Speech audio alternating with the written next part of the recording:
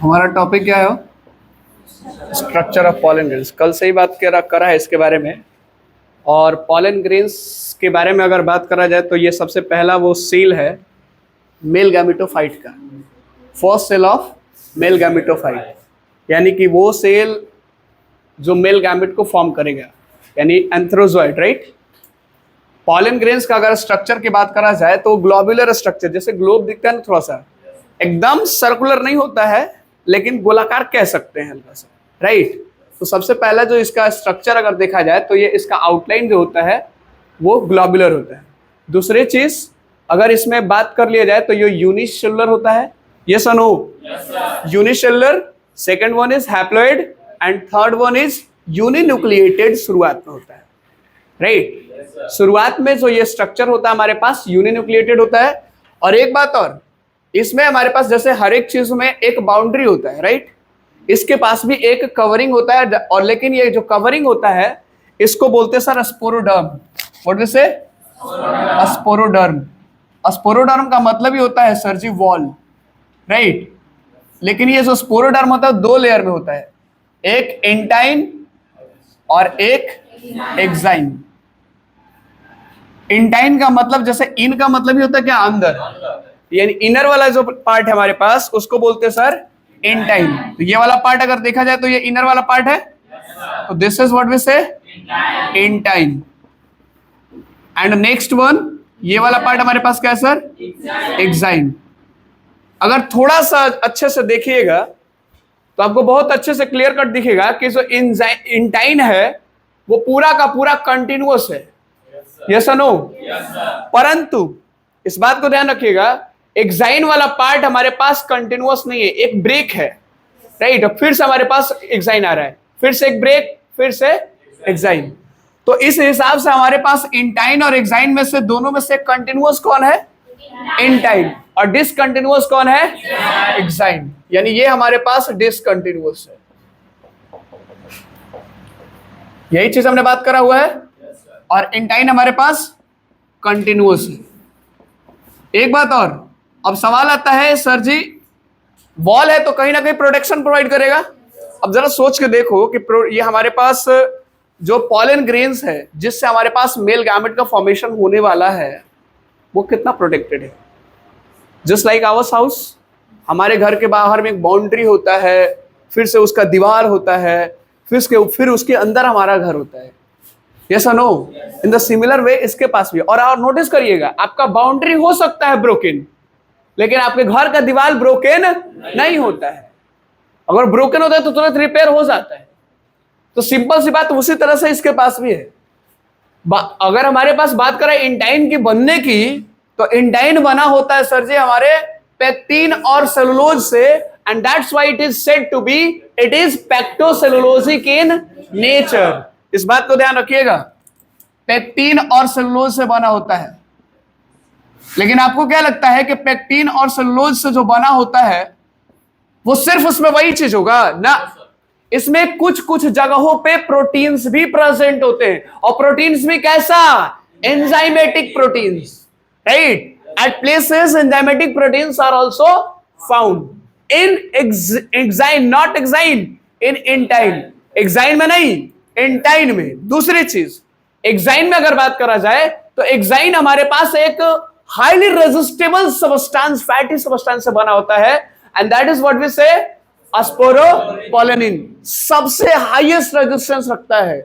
It cannot be degraded by the presence of any strong acids, high temperature और any alkalis, और not any alkalis only but also by any acids also, right, any enzyme also. और due to its presence, इसकी उपस्थिति की वजह से, इसके presence की वजह से, ये जो हमारे पास पॉलन ग्रेन्स है इसको माइक्रोफोसिल्स के रूप में प्रिजर्व किया जाता है। कोई दिक्कत? कोई कंफ्यूजन? कोई प्रॉब्लम? कोई कष्ट? इतना क्लियर? अब हमारे पास बात करते हैं सर इसके साइटोप्लाज्म का, साइटोप्लाज्मिक कंटेंट का। साइटोप्लाज्म में क्या क्या चीजें होती है? एक हर एक चीज होता है, सब कुछ होगा, लेकिन इसमें दो चीजें सबसे ज्यादा खास ध्यान रखने वाली है भाई। अगर हम पढ़ा रहे हैं तो सिंपल सी बात है, हमें एनर्जी चाहिए। यस, बिना एनर्जी का हम पढ़ा सकते हैं क्या? Without energy can I able or am I able to teach you? No. And that's why the cytoplasm of this what we say pollen grains also contains two structure, two substances. First one is starch and second one is मैं आपके घर पे आया हूं तो पहली चीज तो एक तो बनता है सर जी कि मुझे वहां पे कुछ नरिशमेंट मिलेगा। सच बात है, शादी में भी इसीलिए जाते भाई। दूसरी चीज वहां पे एक प्रोटेक्शन भी मिलेगा, राइट? अब मुझे वहां पे, मैं वहां पे कभी भी मूव करूंगा क्या जहां पे मेरे को पता है कि मेरे को जान को खतरा है? मुझे पता है वहां पे मार देगा कोई, ठोक देगा, मैं जाऊंगा वहां पे? सिंपल सी बात है, नहीं जाऊंगा। इन द सिमिलर वे ये पॉलन ग्रेन्स जो है, इसके पास भी दो चीजें होती है इसके साइटोप्लाज्म में, पहला स्टार्च और दूसरा अनसैचुरेटेड ऑयल, राइट? स्टार्च क्या होता है सर जी, क्या करता है सर जी? प्रोटेक्ट, ये न्यूरिशमेंट प्रोवाइड करेगा, राइट? हमारे पास जितने भी फल होते हैं वो क्या करते हैं? न्यूरिशमेंट प्रोवाइड करते हैं। स्टार्च ही तो प्रेजेंट होता है उसमें। स्टोर्ड फूड क्या होता है? ये फ्रूट्स का स्टार्च। इन द सिमिलर वे यहाँ पे जो स्टार्च है वो इसको नरिशमेंट प्रोवाइड करेगा कि भाई जब तक रहेगा तब तक उसको भोजन मिलता रहेगा, कोई दिक्कत? दूसरी चीज अनसैचुरेटेड ऑयल। अब इसके अंदर भी न्यूक्लियस होगा ना, सेल है तो न्यूक्लियस होगा, और न्यूक्लियस के अंदर क्रोमोसोमल मटेरियल होगा। And as we are talking about the sexual reproduction in flowering plants, SRFP, तो sexual reproduction in flowering plants में सबसे जो मैटर करता है, सबसे जो मेजर रोल प्ले करता है वो क्रोमोसोम्स करेगा।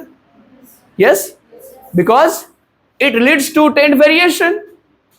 It leads to tend variation. And variation is the most important properties of sexual reproduction. Yes or no? तो सिंपल सी बात है, इसके क्रोमोसोम डैमेज ना हो, क्रोमोसोम खराब ना हो, तो उसके लिए हमारे पास यहाँ पे क्या प्रेजेंट होता है? अनसैचुरेटेड है। और क्रोमोसोम का डैमेज कहां से होता है सर? प्लांट्स कहां रहता है? सन के प्रेजेंस में ना जी, तो वहां से सोलर रेडिएशन से डैमेज हो सकता है ना, तो सोलर रेडिएशन से डैमेज ना हो इसीलिए यहां पे दिया रहता है प्यारे, कोई दिक्कत? अगर दूसरी चीज, पहले जो फर्स्ट पॉइंट पे एक तरफ बात करते हैं जहां पे शुरुआत हमने किया हुआ है कि इसका जो प्रोटोप्लास्ट है यूनिन्यूक्लिएटेड होता है। Protoplast means naked plant cell, naked bacterial cell, naked fungal cells. Cell wall उसका डैमेज है, सेल वॉल को रिमूव कर दिया गया। उसके अंदर क्या रह गया जाता है? साइटोप्लाज्म रह जाता है, न्यूक्लियस रह जाता है और कुछ ऑर्गेनल्स रह जाते हैं, ये सारी चीजें। तो that is what we say protoplast. Protoplasm और प्रोटोप्लास्ट में अलग अंतर है। Protoplasm means living matter, right? Living matter, living substance that is present inside the cell. समझ में आ रही बात? तो प्रोटोप्लास्ट शुरुआत में इसका यूनिन्यूक्लिएटेड होता है, एक न्यूक्लिएटेड। अभी आपको दिख रहा हो, पता है, दो न्यूक्लियस दिख रहा है। एक तो हमारे पास ये न्यूक्लियस दिख रहा होगा और एक हमारे पास दिख रहा होगा ये, इसके अंदर न्यूक्लियस है ना जी एक।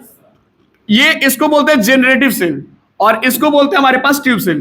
जब अगले क्लास में बात करेंगे तो हम लोग जब स्ट्रक्चर इसके मेल गैमेटोफाइट कैसे डेवलप हुआ है, ये कैसे आपको दो न्यूक्लियस हमारे पास दिख रहा है, ये ट्यूब सेल बोलते हैं और ये जनरेटिव सेल। एक ही सेल के अंदर दो सेल दिखता है, राइट? ट्यूब सेल और जनरेटिव सेल। रोल क्या बता देता हूं, थोड़ा सा हिंट आपको कर देता हूं भाई। मेरे इनका काम है इनकरा के भोजन दे देना, राइट? बाल्टी में लोटा कि लोटा में बाल्टी, तो बाल्टिया ट्यूब सेल है और लोटवा जनरेटिव सेल है। समझ में आई? कछुआ में पानी में कछुआ, तो पानी में कछुआ गाएगा क्योंकि पानी से नरिशमेंट मिलता है उसको। किचन में इंसान के इंसान में kitchen, simple things, thought about it. भोजन मिल रहा है किचन से ना जी, और किचन में हम जा रहे हैं, यानी हम तो जो वो सेल है वो चीज है, जनरेटिव सेल है, राइट?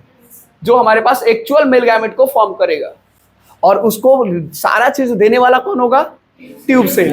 ये ट्यूब सेल का न्यूक्लियस है जो इरेगुलर रहता है, राइट? तो ये वाला ध्यान रखिएगा। ये कैसे बनेगा ये बात करेंगे, लेकिन शुरुआत में अगर प्रोटोप्लास्ट की बात करा जाए तो प्रोटोप्लास्ट हमारे पास यूनिन्यूक्लिएटेड होगा, राइट? शुरुआत में। लेकिन जैसे जैसे हमारे पास आगे बढ़ेगा, जैसे जैसे ये मैच्योर होता जाएगा, जैसे जैसे डेवलप हो गया, at the time of liberation, liberation का मतलब जब ये पॉलन ग्रेन्स हमारे पास एंथर का डेहिसेंस होने के बाद वो निकल रहा है, राइट? जब एंथर का डेहिसेंस हो रहा है, डेहिसेंस तो समझते हैं ना, डेहिसेंस स्ट्रामियम वाले पार्ट से, तो डेहिसेंस जैसे हो रहा है तो वो निकल रहा होता है, तो उस समय या तो 2 सेल्ड रहेगा या फिर 3 सेल्ड रहेगा।